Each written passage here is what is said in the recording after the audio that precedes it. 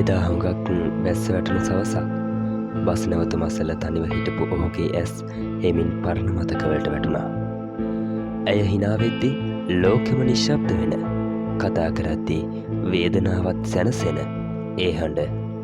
එදා අපි වෙන්නෙමු කියලා ඇය කීව ඒ වචන ටික අදත් ඔහුගේ හිතේ ගැඹුරු තැනක තවමත් වැලි වගේ ඇලී තිබුණා. ආදරේ නැතිව ගියේ නැහැ.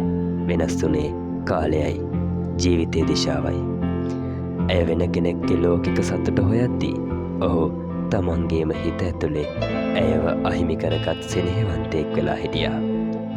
වැස්ස නවතිද්දී ඔහු හුස්මක් ගත්තා. ආදරේ අහිමි වුණත් මතක අහිමි වෙන්නේ නෑ කියලා හිතටම කියාගෙන තනියම පාරේ හෙමින් ඇවිදලා ගියා. අහිමි ආදරය එදා කතාවක් වුණාට අදත් ඔහුගේ ජීවිතේ හෙමින් පෑයෙන නිහඬ වේදනාවක්මයි. ඉතින් මේ වගේ කතා ඔයගොල්ලෝ අහන්න කැමති නම් channel එක subscribe කරලා මට උදව්වක් කරන්න. එතකොට තමයි තවත් මේ වගේ ලස්සන කතා ඔයගොල්ලන්ට ගෙන්න එන්න මට හැකියාව ලැබෙන්නේ.